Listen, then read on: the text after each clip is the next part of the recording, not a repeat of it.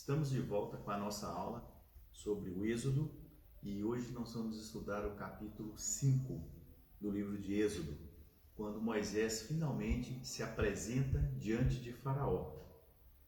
E o ponto central da abordagem que nós vamos fazer é a frase que Moisés fala em nome de Deus, quando ele diz: deixa ir o meu povo, deixa ir o meu povo.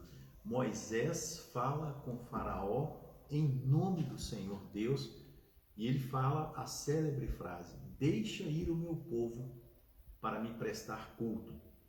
Nesse momento, Faraó demonstra uma obstinada resistência em permitir. E essa resistência de Faraó em deixar ir o povo de Deus vai ser então o tema central do livro de Êxodo até o momento da abertura do Mar Vermelho, que é uma das maiores manifestações do poder de Deus dentro dessa libertação do povo de Israel. Então, versículos de 1 a 5 vai tratar desse diálogo. Moisés e Arão se apresentam a Faraó, se identificam e fala: o nosso Deus mandou você deixar ir o povo dele para lhe prestar culto. Nesse momento, então, Faraó demonstra que não ia deixar isso acontecer, tá? Dos versículos 6 ao versículo 14, acontece algo interessante. E eu queria que você prestasse atenção nisso, que pode estar acontecendo na sua vida também.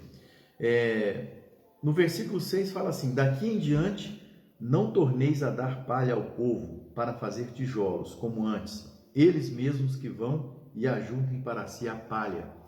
O faraó chama os feitores, aqueles homens que vigiavam o trabalho dos israelitas, e fala: vocês agora vão exigir deles a mesma cota de tijolos, porém sem dar-lhes a matéria-prima. Eles vão buscar a matéria-prima e vão fabricar a mesma quantidade de tijolos. E se eles não fizerem isso, vocês vão açoitá-los, açoitem os líderes deles. Sabe qual era o objetivo? Na cabeça de Faraó, eles estavam buscando confusão. Na cabeça de Faraó, essa ideia de ir adorar um Deus desconhecido lá no deserto era coisa de gente desocupada. Então Faraó fala: açoitem eles, aflijam eles com mais serviço, dessa forma eles não vão pensar em mais nada. E acontece que isso às vezes pode acontecer na nossa vida. Pense bem, quando a bênção de Deus está chegando perto de você, quando o resultado do seu clamor está pronto nos céus, Satanás pode te afligir com algo mais para te fazer desistir da bênção. Isso é muito comum nos dias de hoje. Muitas vezes as pessoas têm murmurado contra Deus. Eu já ouvi pessoas dizerem: por que Deus permitiu isso? Por que Deus deixa aquilo? Se Deus é bom, por que está acontecendo tal coisa? O objetivo de Satanás é fazer com que as pessoas desistam do projeto de Deus, que as pessoas desistam da libertação proposta por Deus diante de um obstáculo, diante de uma aflição qualquer. Nos versículos 15 a 23, acontece então exatamente o que Faraó queria que acontecesse. Preste atenção, havia uma expectativa de Faraó de que ao afligi-los, eles desistiriam da ideia. E é exatamente isso que acontece. O versículo 15 a 23 do capítulo 5 vai dar conta de que, por causa dessa muita aflição, os líderes israelitas procuram Moisés e Arão e falam: desde aquele dia que você veio falar em nome de Deus com a gente, que queria que a gente fosse prestar culto a Deus, o Deus dos nossos pais, desde então a nossa aflição aumentou, o nosso serviço aumentou, nós somos açoitados e de nada nos valeu ter buscado a presença de Deus. E assim Moisés tem que voltar ao Senhor e falar com Deus: Deus, eles têm sofrido muito e o Senhor não tem feito nada a respeito. Você já ouviu essa frase alguma vez? Talvez até mesmo você tenha pensado assim: quantas coisas ruins me acontecem e aonde está Deus? Onde Deus está que não vê o meu sofrimento? Mas é essa a intenção de Satanás. Quando ele vê a bênção de Deus se aproximar da sua vida, ele te aflige ainda mais, para que palavras ociosas saiam da sua boca, para que palavras de murmuração brotem no seu coração e na sua mente e afastem de você a bênção de Deus. Não fosse Moisés aqui, se colocando diante de Deus pelo povo, o povo por certo teria perdido a bênção. O fato é que Deus já tinha tudo muito bem planejado.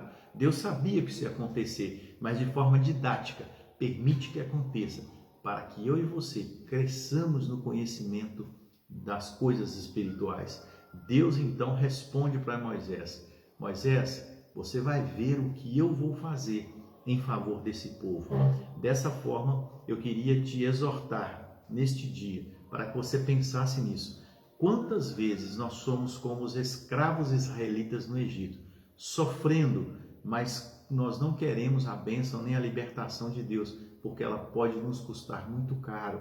E às vezes nós não queremos passar pela aflição do parto. O que é a aflição do parto?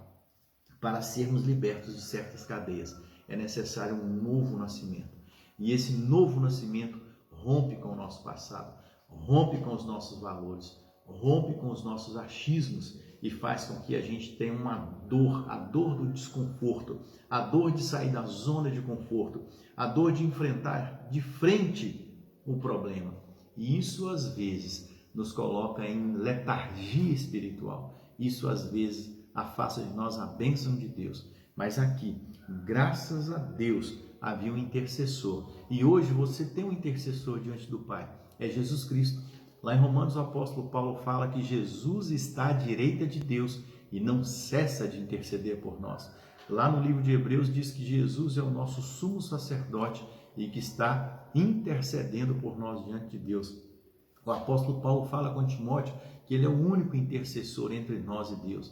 Então, mesmo quando seu coração está esmurecido, mas se você confiadamente apelar ao Senhor, ao seu trono de justiça, por certo Jesus se colocará lá por você, clamando, intercedendo. E esse é o papel do Espírito Santo em seu coração, fazer a interlocução entre a sua vontade e a vontade de Deus. Isso é feito através de Jesus Cristo. A estratégia de Satanás, ela sempre foi essa: fazer com que você questione os desígnios de Deus, com que você questione a bondade de Deus, fazer com que você desista do projeto de Deus, pois o caminho que Satanás oferece muitas vezes é mais fácil ou parece ser melhor, mas o Senhor tem para você algo muito maior. Além do deserto, além do sofrimento, há uma terra que emana leite e mel, e é essa que o Senhor quer dar para a sua vida. Que Deus te abençoe nesse dia, em nome de Jesus. Peço a você que leia o capítulo 5 de Êxodo em casa,